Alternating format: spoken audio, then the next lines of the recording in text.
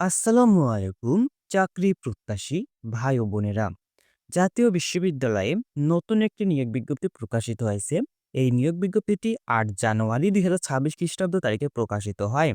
এই নিয়োগ বিজ্ঞপ্তিতে আপনারা বাংলাদেশের সকল জেলা থেকে অষ্টম, এইচএসসি, স্নাতক বা সমমান ডিগ্রি পাশে আবেদন করতে পারবেন। এই নিয়োগ বিজ্ঞপ্তিতে বেশ কয়েকটি পদ রয়েছে। এই পদগুলোতে আবেদনের জন্য আপনাদের শিক্ষাগত যোগ্যতা কিরকম লাগবে, আজকের এই ভিডিওটিতে আলোচনা করা হবে। তাই ভিডিওটি না টেনে শেষ পর্যন্ত দেখার অনুরোধ রইল। সব শেষের পদটি হচ্ছে নিরাপত্তা প্রহরী বা গার্ড। পদসংখ্যা ৪টি। বয়স ১৮ থেকে ৩২ বছরের মধ্যে হতে হবে এবং এই পদে আবেদনের জন্য আপনার নিরাপত্তা কাজে আনসার ও ভিডিপি থেকে প্রশিক্ষণপ্রাপ্ত এবং অভিজ্ঞতা সহ ৮ম শ্রেণী পাস হতে হবে। সামরিক বা অসামরিক বাহিনীর অবসরপ্রাপ্ত প্রার্থীদের অগ্রাধিকার দেওয়া হইবে এবং তাহাদের ক্ষেত্রে বয়স শিথিলযোগ্য। এর পরের পদটি হচ্ছে লিফটম্যান। পদসংখ্যা ১টি। বয়স ১৮ থেকে ৩২ বছর। শিক্ষাগত যোগ্যতা লাগবে ৮ম শ্রেণী পাস। লিফট চালনায় অভিজ্ঞতা সহ রক্ষণাবেক্ষণের কাজে ৩ বছরের অভিজ্ঞতা থাকিতে হইবে। এর পরের পদটি হচ্ছে মালিম। পদসংখ্যা ১টি। বয়স ১৮ থেকে ৩২ বছর। ৮ম শ্রেণী পাস এবং সংশ্লিষ্ট কাজে ৩ বছরের অভিজ্ঞতা সম্পন্ন হইতে হবে। এর পরের পদটি হচ্ছে ড্রাইভার। পদসংখ্যা ২টি। বয়স হতে হবে ১৮ থেকে ৩২ বছরের মধ্যে। শিক্ষাগত যোগ্যতা লাগবে ৮ম শ্রেণী পাস এবং বিআরটিএ হইতে গাড়ি চালানোর লাইসেন্স থাকিতে হইবে। এর পরের পদটি হচ্ছে অফিস সহকারী কাম কম্পিউটার মুদ্রাক্ষরিক। পদ ও সংখ্যা ২টি। বয়স ১৮ থেকে ৩২ বছর। শিক্ষাগত যোগ্যতা ন্যূনতম এইচএসসি পাস হতে হবে। প্রার্থীকে কম্পিউটার অপারেটিং এ প্রশিক্ষণপ্রাপ্ত হইতে হবে।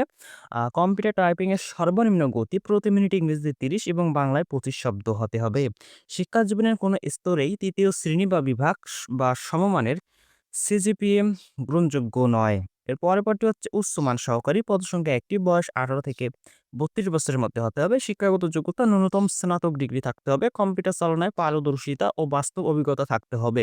কম্পিউটার টাইপিং সর্বনিম্ন গতি প্রতি মিনিটে ইংরেজিতে ৩০ ও বাংলায় ২৫ শব্দ। শিক্ষা জীবনের কোন স্তরে ৩য় শ্রেণী বা বিভাগ সমমানের সিজিপিএ গ্রহণযোগ্য নহে। এর পরের পদটি হচ্ছে প্রশাসনিক কর্মকর্তা। পদসংখ্যা ৩টি। বয়স ২১ থেকে ৩২ বছরের মধ্যে হতে হবে। শিক্ষাগত যোগ্যতা ন্যূনতম স্নাতকোত্তর ডিগ্রি থাকতে হবে। শিক্ষা জীবনের কোন স্তরে ৩য় শ্রেণী বা বিভাগ সমমানের সিজিপিএ গ্রহণযোগ্য নহে। আবেদনকারী তথ্য ও প্রযুক্তি বিষয়ে দক্ষতা থাকিতে হবে। এর পরের পদটি হচ্ছে সেকশন অফিসার। পদসংখ্যা ৬০টি।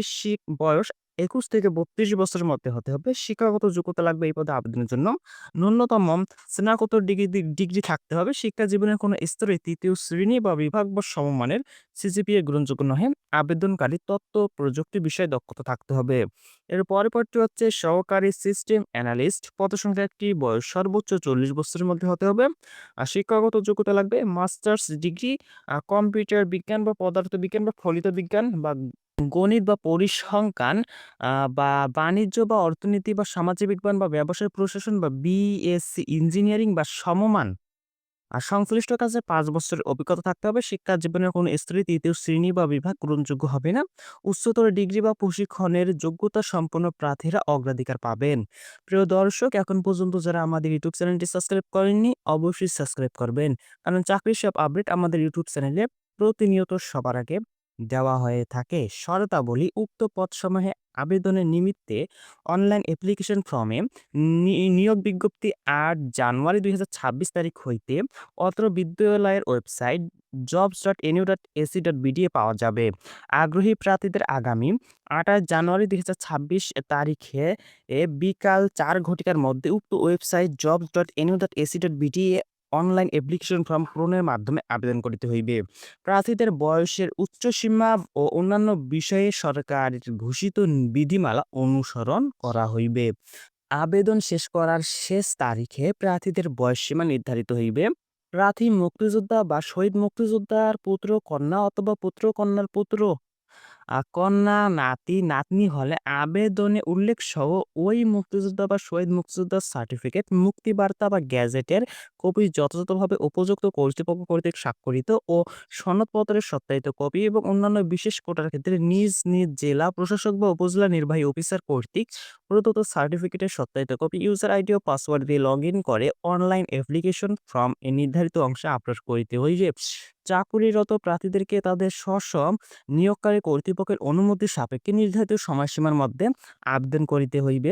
প্রার্থীদেরকে সকল পরীক্ষা পাশের সনদপত্র, নম্বরপত্র, অভিজ্ঞতার সনদপত্র, জাতীয় পরিচয়পত্র, জাতীয় সনদপত্র, জাতীয়তার সনদপত্র, চাকুরিরত হলে কর্তৃপক্ষের অনুমতিপত্র এর কপি, ইউজার আইডি ও পাসওয়ার্ড দিয়ে লগইন করে অনলাইন অ্যাপ্লিকেশন ফর্মের নির্ধারিত অংশে আপলোড করিতে হইবে।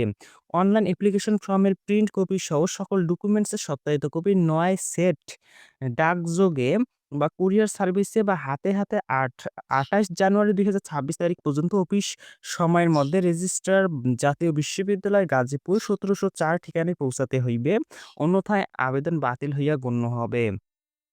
রেজিস্ট্রার জাতীয় বিশ্ববিদ্যালয়ের অনুকূলে সোনালী ব্যাংকের যে কোনো শাখায় ক্রমিক নং ১ থেকে ৩ এর বর্ণিত পদের জন্য ৳২০০, ৪ থেকে ৮ এ বর্ণিত পদের জন্য ৳১০০ এবং ৯ এ বর্ণিত পদের জন্য ৳৫০ প্রে স্লিপ এর মাধ্যমে টাকা জমা দিতে হবে।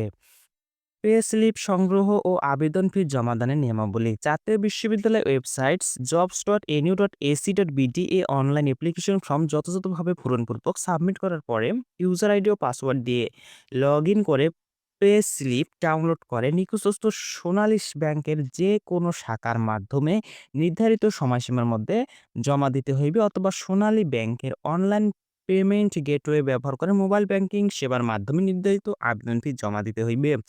অনলাইন অ্যাপ্লিকেশন ফর্ম পূরণের নির্ধারিত তারিখ ও সময়ের পরে টাকা জমা দিলে সে দায়-দায়িত্ব ব্যাংক অথবা জাতীয় বিশ্ববিদ্যালয় কর্তৃপক্ষ বহন করিবে না। প্রার্থীদের নিয়োগ সংক্রান্ত সকল পরীক্ষা বা নির্বাচনী বোর্ড বা নির্বাচনী কমিটির তারিখ ডাকযোগে বা কুরিয়ার সার্ভিসে পত্র মারফত বা এসএমএস এর মাধ্যমে বা বিশ্ববিদ্যালয়ের ওয়েবসাইটের মাধ্যমে জানানো হবে।